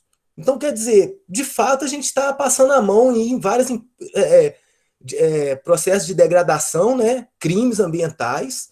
Então, assim... E se seria possível apertar, por exemplo, as grandes propriedades, né? Porque um caso é uma pequena propriedade que o agricultor está ali com a família, com poucas áreas. Outra coisa são grandes áreas de pastagens, né? Com processo de degradação, entrando em processo de desertificação. Então, talvez eu veja a necessidade de uma atuação mais rígida aí do Estado, por mais que a gente tenha que buscar a adesão voluntária dos produtores, mas é um caso de segurança hídrica nacional, né? Regional. Nós estamos aqui na bacia do São Bartolomeu, né? Na região aqui de Viçosa, que abastece o município, o FV, e aproximadamente 70% de pastagens degradadas. E ano vira ano, e a realidade aqui, as comunidades estão cansadas de pesquisas, diagnósticos, levantamentos, esperança que os órgãos prometem, mas a coisa não vai, sabe? Então, também trazendo isso à tona aqui, porque eu venho lá do sul do Espírito Santo, e aí, aqui eu me deparo com esse mesmo cenário, assim, de certa forma, não, impunidade, vamos dizer, né, nessa questão da legislação ambiental, principalmente aí das APP. Por favor. Eu acho que esse processo de conscientização, eu vou te falar que ele é nem só em relação à restauração, ele é um processo de conscientização da questão ambiental de uma maneira geral. Ele passa pela regularização das propriedades, mas ele passa pelo uso do plástico que eu compro no supermercado, pelo desperdício de energia que eu tenho, ele passa pelo desperdício da água, ele passa por tudo. E eu acho que eu vejo que a sociedade está vindo a passos de formiga, né? Igual você falou, há 50 anos que a coisa já está na legislação, mas a gente está chegando agora a momentos críticos ambientais de, como você colocou, escassez de água, de poluição em todos os meios, né, solo, água e ar, a níveis que estão puxando a consciência da população para essas coisas. Alguns setores de forma mais rápida, outros setores de forma mais devagar. Como eu falei, os proprietários rurais, eles já estão, não vou falar a maioria, mas uma grande parte já está consciente da questão hídrica, tanto que eles vêm procurar a gente. Eu trabalhei aí na região, essa realidade que você colocou aí das pastagens degradadas, eu trabalhei em Muriaé, no escritório de Muriaé, durante 4 anos, eu tenho plena consciência dessa realidade aí. Naquela época, eu saí daí em 2010, naquela época a gente já era procurado por produtores falando que a minha nascente não tá brotando água, quando eu era pequeno ela já brotava, e as poucas áreas que a gente conseguia no fomento era exatamente com esses produtores. Então, assim, há uma conscientização, ela está lenta, a gente tem que acelerar isso. Eu acho que tudo é grau de amadurecimento que a gente vai conseguindo, tanto com a legislação, quanto com a própria prática nossa, tanto do órgão ambiental e enquanto sociedade também. Eu acho que a gente tem um cenário hoje muito favorável por vários motivos. Então, citando aí o que o professor Igor lembrou, nós estamos entrando na década da restauração, então quando um órgão como a ONU declara aberta uma década que é para a restauração, a gente vai ver, já está vendo uma movimentação muito grande nesse sentido, e aí principalmente de grandes players internacionais com relação a recursos para isso. Então, um dos pontos-chave, eu acho, que tem que ser resolvidos, que é recursos, ele já está sendo tratado, e eu acho que nós vamos caminhar para um cenário em que ele vai ficar cada vez mais disponível, cada vez mais fácil de ser aplicado. No outro lado, a questão de norma, a questão normativa. Eu acho que a gente teve um aprimoramento, uma evolução da norma em relação ao código anterior, e aqui eu não estou fazendo juízo de valor, se é porque relaxou ou não relaxou, ficou menos ou mais restrito. Eu aprendi nesses meus anos mexendo com essa agenda que, assim, eu quero o ótimo inimigo do bom, né? Então, se eu não consigo ter o ótimo, que é o que o Código Florestal de 65 me trazia, que é uma recuperação stricto sensu com nativas para, no mínimo, 30 metros da margem do curso d'água, eu vou começar com 5, eu vou começar com 8, com 15, com 20, e a partir dali, eu vou tentar, a partir dessa semente, eu vou tentar crescer com isso para fazer a consciência do produtor, ele ver que ele pode tirar alguma coisa dali. E aí eu acho que a norma, o código de 2012, trouxe essa possibilidade, através dessas técnicas que eu falei, né, os sistemas agroflorestais, os plantios mistos, vai ser a nossa porta de entrada no proprietário para mostrar que ele pode conciliar essa agenda.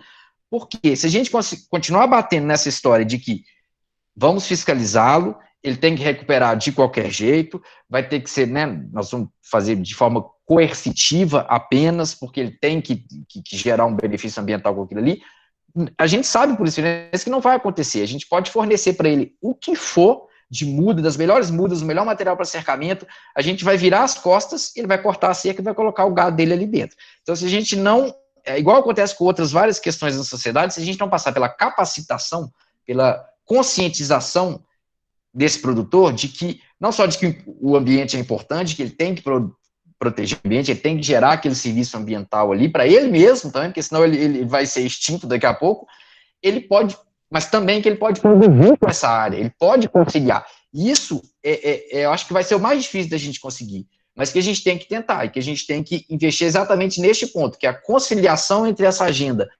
ambiental, da conservação, com a agenda da produção. Porque o que eu vi muito no meu campo durante o tempo que eu fiquei aí na ponta era, não, eu não vou perder essa área para o Estado, eu não vou perder essa área para o órgão ambiental. Vou cercar essa área, vou botar a espécie nativa aqui, não posso nem olhar mais para ela. E essa é a ideia que a gente está tentando tirar. de que sim, na medida do possível, com todas as restrições que existem, ele pode tirar produtos dali, produtos florestais não madeireiros, alimentos, pagamento do serviço ambiental que ele vai receber por estar conservando aquela área. A gente tem que levar isso a ele, e tem que, acima de tudo, mostrar que é viável. Então, essa é a linha que a gente vai tentar seguir com esse programa. Embora o comando de controle a gente entenda que ele vai ter que acontecer. E aí, nesse sentido, só lembrei aqui que você falou das grandes propriedades, eu esqueci de falar isso. A gente tem hoje uma normativa, que é uma instrução interna, sendo construída, que vai de priorização da análise do CAR. Então, mesmo antes da análise dinamizada, a gente já estava com essa estratégia de pegar as grandes propriedades, as grandes principalmente, e aí as bem acima de 4 módulos fiscais, começar por elas, e analisar os CAR delas e colocá-las para realizar a regularização. Porque, igual eu falei, 60% da área do Estado está nas propriedades acima de 4 módulos fiscais. Então, a gente enxerga desde o início isso como uma estratégia para ganho de área, para a gente conseguir acelerar esse processo de volta desses serviços ambientais, de onde que nós vamos começar a atacar essa agenda. Então, nós vamos começar por essas propriedades mesmo. Ótimo. Pessoal, vamos finalizando. Vou passar para a última pergunta para o Jaime daqui a pouco, mas antes da gente passar para o Jaime, quero agradecer imensamente a presença de todos, dos estudantes, dos representantes das prefeituras, do pessoal do IBAMA aqui, a Albaldina, Luiz Benatti, eu estou vendo aqui, o Eduardo Ligan, pessoal da SEMAD. Beijo para esse pessoal do IBAMA, estou com saudade das nossas fiscalizações. Pois eu ia falar agora, né? Nós estamos a voltar para campo, os nossos encontros de campo, que a gente troca muita experiência, muita ideia bacana, né? Esse virtual está atrapalhando um pouco esse processo, né? Viva o topsoil! Eu lembrei dele aqui agora. É isso aí. Então, e Thiago, pela disponibilidade, a gente coloca também o nosso grupo, tá? O nosso grupo de estudos, a gente coloca à disposição também, no que a gente puder ajudar para dissipação desses conhecimentos, desses processos, a gente também está à disposição. Agradeço imensamente a disponibilidade, tá bom? E aí, Jaime, obrigado, Jaime. Passando para o Jaime aí para a nossa última pergunta. Beleza. Professor Igor, obrigado. Desculpa aí eu tinha levantado a mão, mas a internet caiu aqui. Na verdade, é só um agradecimento, né? Parabenizar o grupo pelo esse momento, assim, uma discussão muito atual, né? Olha que as coisas estão acontecendo e nós já estamos aqui discutindo, isso é muito bom. Elogiar o Tiago, muito brilhante suas explicações. Eu estava assistindo aquela fala sua do dia 21, né, que o Estado tem oferecido oficinas para os municípios, né, e eu até comentei isso na disciplina lá com o professor, que você deixou seu contato à disposição, você colocou lá o e-mail, né, e você tira as dúvidas, né, eu acho que é uma grande dificuldade que os municípios têm de ter o acesso à informação. Sim. Né, eu acho que a grande dificuldade é essa, e o CISEMA, né, de uma maneira geral, tem feito isso agora com as oficinas e levando esse conhecimento. O próprio SAT, que eu tenho acompanhado de perto lá, a evolução do PRA, né, você falou, até o meio da semana que vem vai estar lá, e realmente na terça, quarta-feira à noite já estava lá o manual, está bem fácil de acessar, e assim, nos últimos anos eu sentia muita dificuldade do Estado, da gente ter acesso a essas informações, e agora tem melhorado, e bastante, né, encontrar essas informações e de maneira mais clara para os municípios ter acesso, como o secretário de campanha tem colocado aí, né, que eles precisam muito dessa discussão. Então, é só um elogio, né, a essas iniciativas que o Estado tem feito, o grupo também, o pessoal tem trazido umas discussões bem legais para a gente que gosta de acompanhar essa área, né, e parabenizar a todos aí pelo evento. Parabéns para vocês. Obrigado, Jaime. Tamo junto. Obrigado, pessoal. Muito bom. Quando o papo é bom, dura 2 horas. Isso é bom sinal.